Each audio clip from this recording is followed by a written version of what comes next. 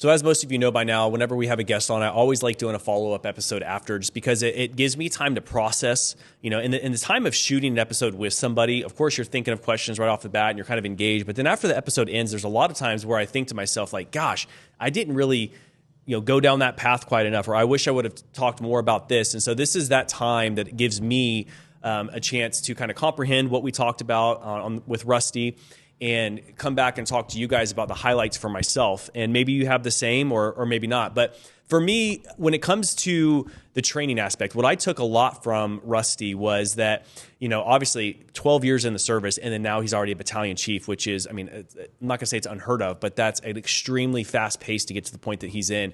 But when I'm around Rusty, I can tell you guys, because I've been around him quite a few times and traveled with the FDIC and so on, is that he's just very cool, calm, and collective. You look at him and you're like, am I reading him right? Is this, what's his temperament right now, or what's his emotions right now? But he's just very even-keeled. And that's really, from what I found, is that what you got to kind of need to have in that fire service, which is, when he gets in a confined space like he was able to kind of stop himself, cool himself down a little bit, start thinking, okay, what do I need to do in this situation to make this rescue? And he's able to go back on his training on that. And that does not happen too often. I mean, think about the pressure situations you've been in just life. Maybe it's in the fire service, maybe it's in other situations where the pressure starts to hit and all you can think about is, how do I, maybe cool myself down, but at the same time, you kind of make things worse. We all have been in that situation before where you're trying to do something and you're just you're making it worse and worse and worse. You keep digging a little bit deeper.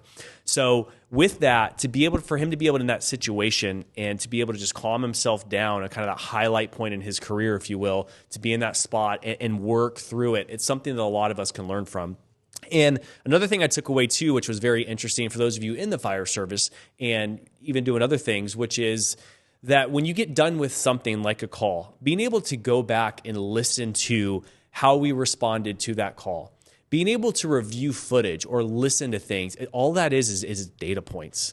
You're in a real life situation. You go back, you say, how did I respond in that situation? I've put my mask on 100 times this way, but in this situation, maybe I was running and I had to finagle with my mask. I was thinking about 10 other things that were happening, and I was trying to get my respirator on, and next thing you know, it's taken me a minute and a half when typically it takes me 15 seconds, like Rusty was saying. So those types of situations, to be able to go back and review and listen to those calls, I think, an absolute genius idea, because he's right. We do the same thing when it comes to football. I was a kicker growing up, but at the same time, I would still watch film. I'd get done with the kicking session and I would film it. And I'd go back and say, why was I pushing the ball right all those times? Well, it's because I was overplanting, because my adrenaline was up. I was in a game. I overplanted because my adrenaline was too high, so I overstepped, and so I pushed the ball right. A lot of you can relate to that maybe in golf. Or, I'm in practice and I don't have that adrenaline, so maybe I stepped a little bit too short and the ball was going left. So then I get out to the practice field and I try thinking to myself, how can I replicate a game situation? So I sprint to the end of the field and I sprint back, get my heart rate up, get my breath up a little bit. Okay, now how do I go about doing this? And then you make the kick. Kevin Shea talked about it on his episode when he came in, which is, you can go in and you can force a door open. Yeah, sure. But that's just the beginning of your training. Because when you get on site and you get to a fire, you get to an incident that you have to actually do a forcible entry into, you get to that incident and you do that forcible entry, well, that's just the start of what you have to do. And there are a lot of times where we just go out and we do a force door, and that's all the training we do, which is great for muscle memory. But at the same time, what Kevin really hit on was like, when we do that, now we're going to go into, we really do the forcible entry at the start of every training that we do, because a lot of the times that has to happen. So going back on Rusty, absolutely great to have him here. He's a local firefighter or battalion chief, like I said here at KCFR, and just extremely crafted in what he does.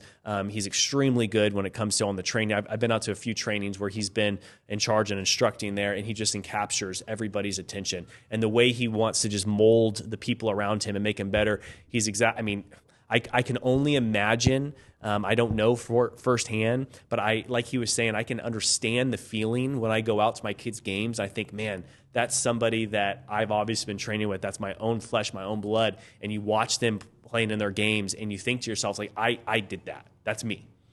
And here at work, even sometimes I've seen people grow in what they've done, and you kind of get that same type of feeling, which is, you know what, this person took this role here, and now they are grown into this, and you think to yourself, I had a lot to do with that. and the situation that he's in on an everyday basis at KCFR and going on calls and being able to see that now and see those people underneath him grow and accelerate into the positions that they are now, I can only imagine how rewarding that is. And there's one other major point that I thought about from Rusty's conversation, which was when I asked him, I said, hey, what position did you enjoy the most at captain when I was running right seat? And the encouragement to you guys is this, is that yes, all of us constantly do want to be better, grow, do things more, constantly move up, but there's something to be said for enjoying the moment. We don't always have to be in a situation where we're saying, you know what, better pay, I can do this, I can do that. Like we've said in previous Confident Risk episodes, everybody always wants more. But there's something to be said for enjoying the moment that you're in right now. Whatever the position is, and I've talked to some other guys about this as well, which was they've thought about a promotion they wanted to take and this is going to fix everything. And they get in that promotion and think, man, I really did enjoy what I was doing before. And then maybe they get another promotion and they think the same exact thing, which is, gosh, I really did enjoy that. So yes, there is something to be said for climbing the ranks, but there's also something to be said for being the person who absolutely enjoys what they do and understanding and knowing that before you necessarily take those jobs on, just think of yourself, what is it that I'm doing now that I enjoy? What will I be doing? And putting yourself in that shoes. Because there's been multiple times too that I can think of in life where I've done something different. And you know what? I really did enjoy doing just this one thing. So think about the situations that we're in now, maybe in the fire service, outside of the fire service, which is, what is the reasoning for me wanting to take on this next role?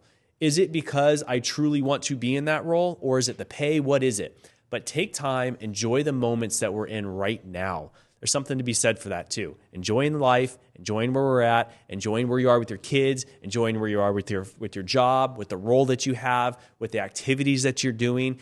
That's a huge question to be able to ask yourself. Does my current job give me the time that I want to have? And if the answer is yes, maybe you are in the right position.